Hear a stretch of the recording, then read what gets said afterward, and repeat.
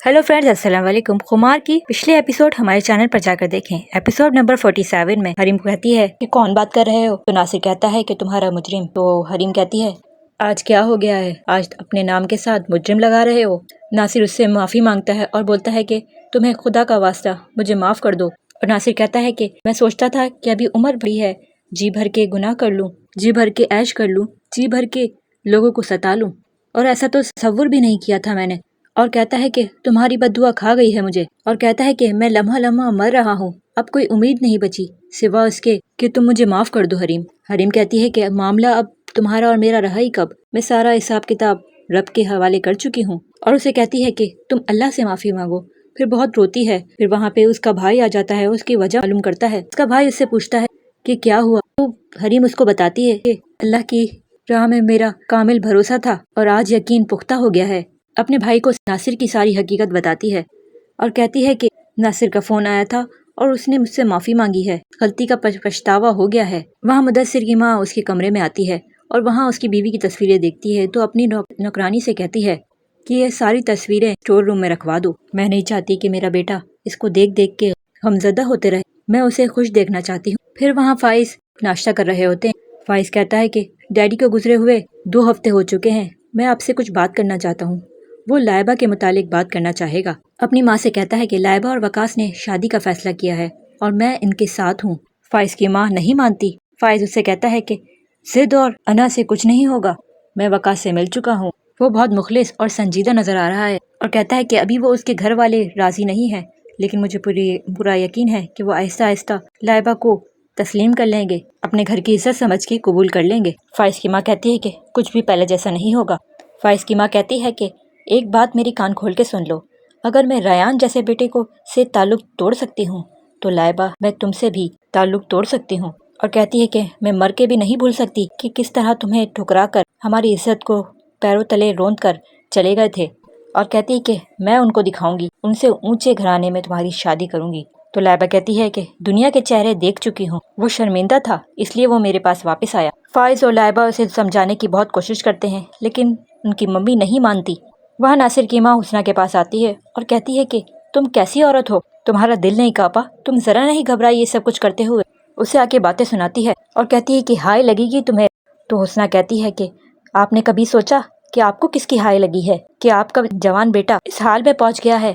और कहती है कि आपका बेटा बंद खिड़की बंद दरवाजे के पीछे क्या करते रहा और आप बेखबर बैठी रही।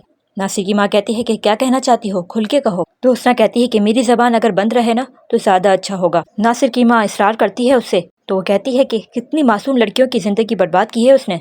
और कहती है कि ये हरीम तो छोटा सा मोरा है जो हमारे सामने खुलकर आ गया। उसे सारी सच्चाई बताती है, लेकिन नासिर की माँ नहीं मानती। वो कहती है कि बकवास कर रही है। हुस्ना उसे बहुत बातें सुनाती है। हुस्ना उसे सारी सच्चाई का बताती है और कहती है कि आप अपने बेटे की काले करतूत देख लें। नासिर की माँ बहुत शौक हो जाती है। वह हरीम बैठे नासिर के बारे में सोच रही होती है। उसने जो फ़ोन किया था, वहाँ फाइज को वकील का फ़ोन आता है। फाइज कहता है कि मैं उनके घर वालों को पहले ही बता चुका हूँ कि मैं इतनी आसानी से उसे तलाक नहीं दूंगा और ऐसे झूठे रिश्ते को रखने का मेरा भी कोई शौक नहीं है। और उसे कहता है कि इतनी आसानी से मैं पीछे नहीं हटूंगा। वहाँ मुदस्सिर हरीम को कहता है कि ये नया रिश्ता आपके लिए सुकून और खुशी का बाइस होना चाहिए। फिर मुदस्सिर कहता है कि मेरी माँ और आपके भाई, आपके घर वाले क्या सोचते हैं, इससे फ़र्क नहीं पड़ना चाहिए, आप ये फैसला आपका होना चाहिए। और कहता है कि मैं चाहता हूँ कि अब जो ताल्लुक बने वो महज 2 लोगों की खुशियों के दरमियान, उसमें कोई ज़ोर ज़बरदस्ती, कोई अफसरदगी ना हो। वहाँ मुदस्सिर की माँ हरीम के घर आती है और मुदस्सिर के लिए हरीम का हाथ मांगती है। हरीम के घर वाले राज़ी होते हैं और वो कहते हैं कि हमें कुछ माह चाहिए, जब तक हरीम की खुला के पेपर ना आ जाए उसके बाद ही हम कुछ फैसला कर सकेंगे। वहाँ पे लाइबा फाइज को आके बताती है कि वकास की कॉल आई थी, उसके घर वाले बहुत ज़्यादा प्रेशराइज कर रहे हैं, वो चाहता है कि हम जल्द से जल्द निकाह कर लें। फाइज की माँ उठ के खड़े होती है और बोलती है कि मुझे यकीन नहीं आ रहा तुम दोनों पर, मैं तो अब तक रयान को रोते रही हूँ, मगर तुम दोनों तो कहीं उससे आगे निकल गए हो। और कहती है कि क्या मेरे नसीब में औलाद की फरमाबरदारी नहीं है। फाइज की माँ कहती है कि तुम लोग नहीं चाहते कि हम सुख और चैन की ज़िंदगी जिए, तुम अपने डैडी की तरह एक कामयाब बिजनेसमैन बनो। कहकशा बेगम बहुत ज़्यादा समझाने की कोशिश करती है दोनों को, लेकिन वो लोग नहीं मानते। फाइज कहता है कि मम्मी, जब डैडी ने सब कुछ हासिल कर लिया था तो वो क्या लेके गए, इस दुनिया से रुखसत होते हुए उनके हाथों में क्या था, खाली हाथ, खाली दामन, दिल पर बोझ और आंखों में नदामत के आंसू। और कहता है कि मुझे और लाइबा को वो जिंदगी नहीं चाहिए ہم اپنی زندگی کا سمت کا تعین کر چکے ہیں۔ جب یہ بات کر ہی رہے ہوتے ہیں تو وہاں فون آتا ہے۔ وہ کہتا ہے کہ میں ناصر ہوں فائز۔ کہتا ہے کہ تم کیوں فون کر رہے ہو مجھے؟ ناصر کہتا ہے کہ میرے پاس زیادہ ٹائم نہیں ہے، میرے جسم میں ناسور پھیل رہا ہے، میں لمحہ لمحہ مر رہا ہوں، میری اتنی اذیت والی موت میرے سامنے نظر آ رہی ہے۔ فائز اس سے پوچھتا ہے کہ کیا ہوا تمہیں؟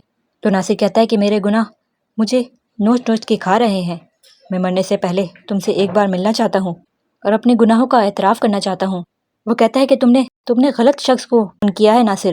وہاں سے فائز کی ماں چونک جاتی ہے کہ ناصر کا کیسے فون آ گیا۔ ناصر کہتا ہے کہ فون مت رکھنا، تمہارے لیے یہ سب کچھ جاننا بہت ضروری ہے، مجھ سے آ کے ایک بار مل لو۔ اور ڈرامہ یہیں اینڈ ہو جاتا ہے۔ نیکسٹ ایپیسوڈ کے لیے ہمارے ساتھ بنے رہیے، ویڈیو کو لائک اور چینل کو سبسکرائب کر کے ساتھ میں بیل کے بٹن کو ضرور پریس کر لیں تاکہ نیو آنے والی ویڈیو کا نوٹیفیکیشن ملتا رہے۔ کامنٹ میں اپنی رائے کا اظہار ضرور کریں۔ اللہ حافظ۔